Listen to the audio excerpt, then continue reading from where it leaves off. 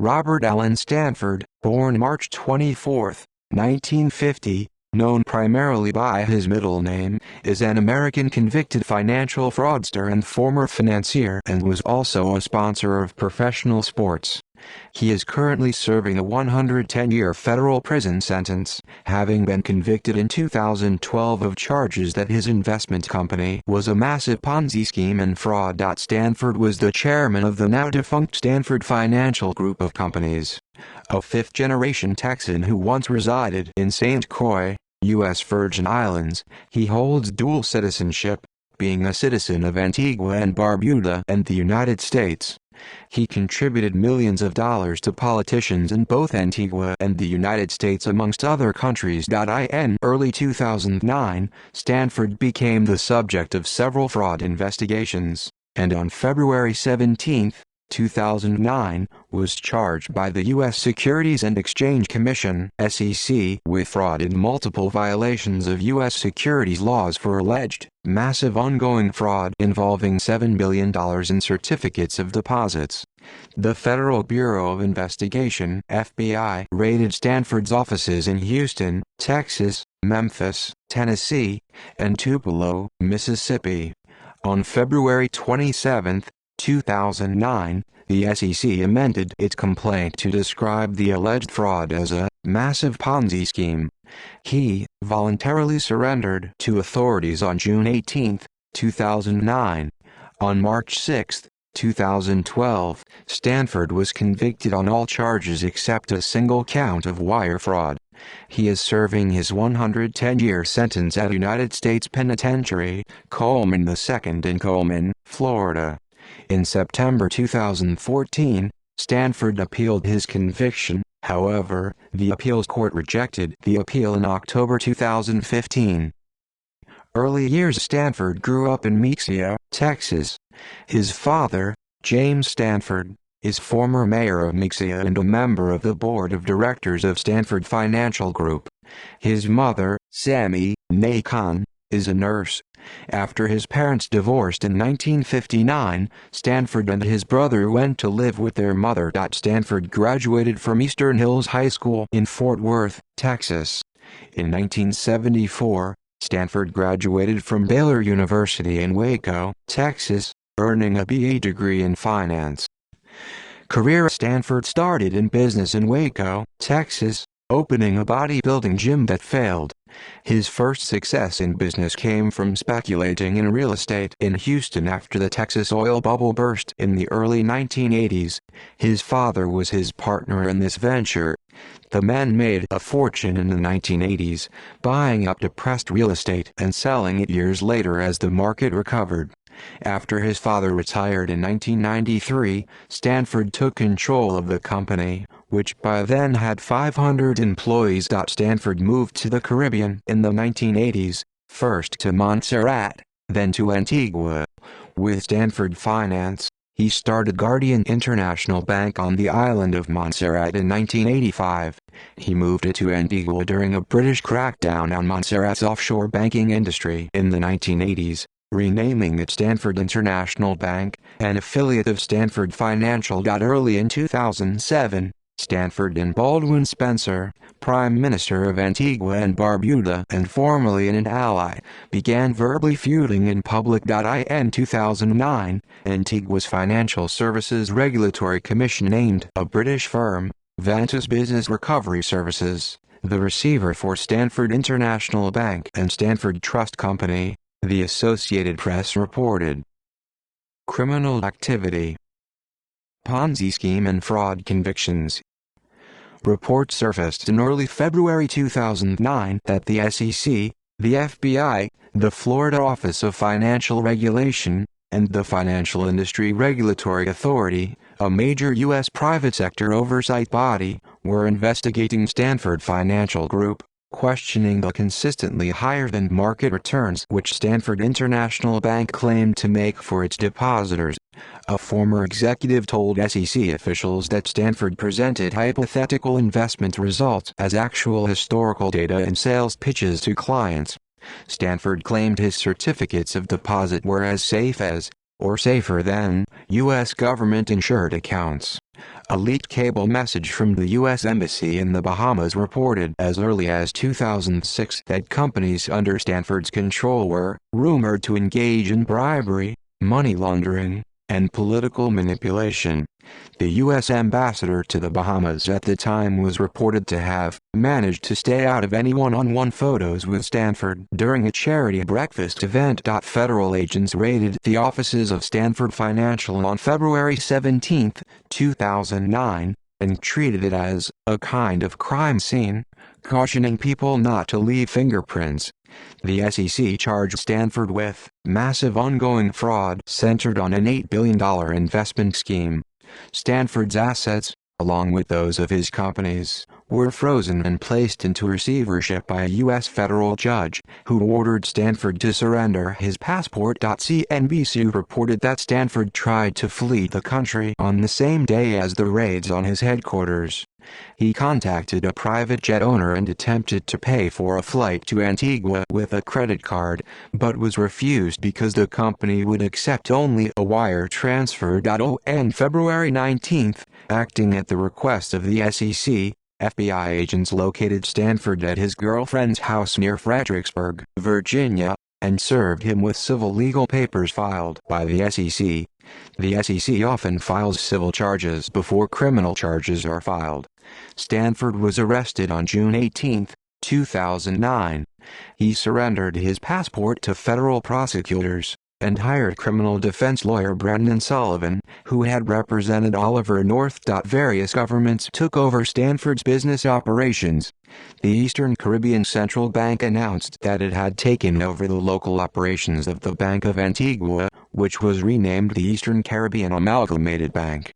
The Venezuelan government took over Stanford Bank Venezuela, the branch of Stanford's bank in that nation. On February 27, 2009, the SEC said that Stanford and his accomplices operated a massive Ponzi scheme, misappropriating billions of dollars of investors' money and falsifying the Stanford International Bank's records to hide their fraud. Stanford International Bank's financial statements, including its investment income, are fictional, the SEC said. In an interview on April 20 at the law offices of Houston criminal attorney Dick DeGuerin, Stanford denied any wrongdoing. His companies had been well run, he claimed, until the SEC disemboweled them. On June 18, 2009, Stanford was taken into custody by FBI agents. On June 25, 2009, he appeared in a Houston court and pleaded not guilty to charges of fraud, conspiracy, and obstruction. On August 27, 2009, Stanford was admitted into the Conroe, Texas, Regional Medical Center. He had complained of a racing heart while being transported from the private prison in Huntsville, Texas, to the federal courthouse in Houston to attend a hearing concerning his attorney, Dick DeGuerin, who had asked the court for permission to withdraw from Stanford's case. Robert Luskin of Patton Boggs, which had been representing Stanford in a simultaneous civil case, was to be lead counsel. On September 26, 2009, Stanford was hospitalized due to injuries sustained while being severely beaten by another inmate at the Cornell Company's operated Joe Corley Detention Facility in Conroe. His injuries were described as non-life-threatening. In March 2010, SEC Inspector General H. David Cox issued a report finding the SEC had failed to uncover the Ponzi scheme perpetrated by Stanford. Because of concerns raised by former SEC Chief Investigator David P. Weber of improper conduct by Cox, Inspector General David C. Williams of the U.S. Postal Service was brought in to conduct an independent review. The Williams report found that Cox appeared to have a conflict of interest because he had a personal relationship with an attorney representing Stanford's victims. Stanford's trial date was set for January 2011. The district judge deemed that Stanford's anti-anxiety drug addiction impaired his judgment and therefore made him unfit to stand trial. Stanford was incarcerated at the Federal Detention Center, Houston. In February 2011, Stanford issued a counterclaim of $7.2 billion of damages against the FBI and the SEC. In May, prosecutors dropped 7 charges against Stanford, leaving 14 charges ongoing. By November 5, 2011, Stanford was being held at the Federal Medical Center at the Federal Correctional Complex, Butner, North Carolina. His attorneys claimed that Stanford was unfit to stand trial due to amnesia resulting from his sustained injuries. On December 22, 2011, he was found competent to stand trial by U.S. District Judge David Hittner. The trial began on January 24, 2012, at the Houston Federal Courthouse, Judge Hittner presiding. On March 6, after 3 hours of deliberation, the jury convicted him of masterminding a Ponzi scheme. Prosecutors sought a sentence of 230 years in prison, the maximum permitted by law, and 80 years more than the 150-year sentence handed to Bernard Madoff, calling him a ruthless predator who lived a life steeped in deceit. Stanford's lawyers pressed for a sentence of 31 to 44 months and a maximum of 10 years. The former sentence, with credit for time served, could have allowed him to walk out of prison without further jail time. According to Peter Henning of the New York Times, judges have been more willing to impose sentences for financial fraudsters that effectively amount to life sentences in recent years. The extent to which such frauds wreck people's lives, Henning wrote, amounts to economic homicide, and such outsized sentences are a way to express society's anger at such conduct. On June 14, 2012, Stanford was sentenced to 110 years in prison. Although it is less than half of the maximum sentence sought by prosecutors, it ensures he will likely die in prison. Hittner ordered Stanford to forfeit $5.9 billion, saying that Stanford had orchestrated one of the most egregious frauds ever presented to a trial jury in federal court. At sentencing, Stanford spoke for the first time in the proceedings, denying that he had ever swindled anyone. He blamed his company's failure on Gestapo tactics by government regulators. He is incarcerated at Coleman II USP in Sumterville, Florida. His earliest possible release is April 17, 2105, when he will be 155 years old. On April 26, 2013, Federal District Judge David Godbee sided with the SEC in its civil suit against Stanford and ordered him to disgorge $6.7 billion, $5.9 billion in illegal profits and $861 million in interest and pay a $5.9 billion fine. He was permanently banned from the securities industry. Godbee wrote that Stanford had carried out the fraud for over a decade, with a high degree of scienter, or knowledge that what he was doing was illegal. Stanford filed a 299-page brief in September 2014 with the Fifth U.S. Circuit Court of Appeals in New Orleans on his conviction. The appeal was rejected in October 2015. Other business matters. Tax liens. The United States Court of Appeals for the Fifth Circuit, affirming much of a United States tax court's ruling, found that Stanford and his wife, Susan, underreported their 1990 federal taxes by $423,531.36. Public records suggest that Stanford may owe hundreds of millions of dollars in federal taxes. There are 4 federal tax liens from 2007 and 2008 against Stanford, totaling more than $212 million. Money laundering investigation. The FBI and other agencies have been conducting an ongoing investigation of Stanford since 2008 for possible involvement in money laundering for Mexico's Gulf Cartel. According to the New York Times, Stanford once held a Cook Islands trust called Baby Mama, with his mistress and 2 children as beneficiaries. The trust protected proceeds deposited into Swiss and Isle of Man bank accounts from the sale of a $2.5 million Florida home.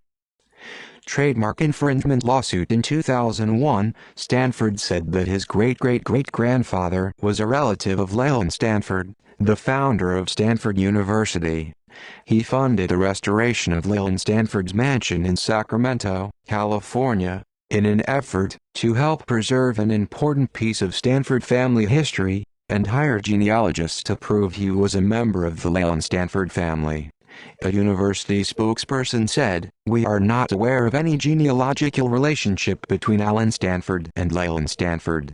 In 2008, the university filed a trademark infringement suit against Stanford, claiming the school's name was being used in a way that creates public confusion and is injurious. Knighthood and revocation. A February 2009 Houston Chronicle article described Stanford as the leading benefactor, promoter, employer and public persona of Antigua and Barbuda. On November 1, 2006, Stanford was appointed Knight Commander of the Order of the Nation, KCN, of Antigua and Barbuda by the Antiguan government.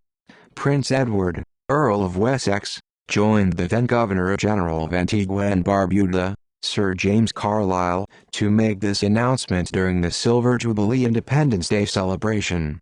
After being knighted, Stanford used the awarded title, Sir Alan, often. He was generally referred to as such both by Antiguans and internationally. In October 2009, the National Honors Committee of Antigua and Barbuda voted unanimously to strip Stanford of his knighthood.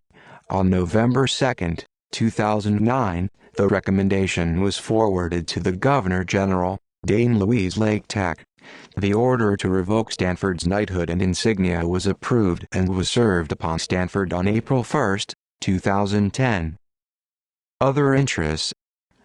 Cricket. Stanford created and funded the Stanford 2020 cricket tournament in the West Indies, for which he built his own ground in Antigua. The first Stanford 2020 cricket tournament was held in July and August 2006. The second tournament took place in January and February 2008 with a global television audience of 300 million. Trinidad and Tobago took first place and with it the US $280,000 Stanford Super Series prize after defeating Middlesex on October 27, 2008. In June 2008, Stanford and the England and Wales Cricket Board, ECB, signed a deal for 5 2020 internationals between England and the West Indies All-Star the 11th, with a total prize fund of £12.27 million. $20 million to be awarded to the team that won the championship. It was the largest prize ever offered to a team for a single tournament. This was in jeopardy after a row with Digicel, the sponsors of the West Indies cricket team, who were unhappy about sponsorship of the event. Eventually, the dispute was sorted out and the championship was won by Stanford Superstars, who defeated the England team by 10 wickets. On February 17, 2009, when news of the fraud investigation became public, the ECB and WICB withdrew from talks with Stanford on sponsorship. On February 20, 2009, the ECB announced it had severed its ties with Stanford and cancelled all contracts with him. Media. Stanford owned 2 newspaper businesses in Antigua and Barbuda and St. Kitts and Nevis, both called The Sun. Following the scandal, both newspapers put workers on notice that their full operations would cease in April 2010. Property. Stanford owned Maiden Island in Antigua and Barbuda. See also Caribbean Star Airlines James M. Davis LIAT Laura Pendergast held Stanford Cricket Ground, Coolidge, Antigua. References. External links. Alan Stanford. Personal website. Site inoperative as of June 19, 2009. See Archive at the Wayback Machine, Archive Index and alanstanford.id. Billionaire Summit. Alan Stanford. Video. CNBC. Retrieved February 17, 2009. SEC website with details of Stanford case. The Eastern Caribbean Central Bank regarding Stanford's bank in Antigua. The Stanford Ponzi scheme. Lessons for protecting investors from the next securities fraud. Hearing before the Subcommittee on Oversight and Investigations of the Committee on Financial Services, U.S. House of Representatives, 112th Congress, First Session, May 13, 2011.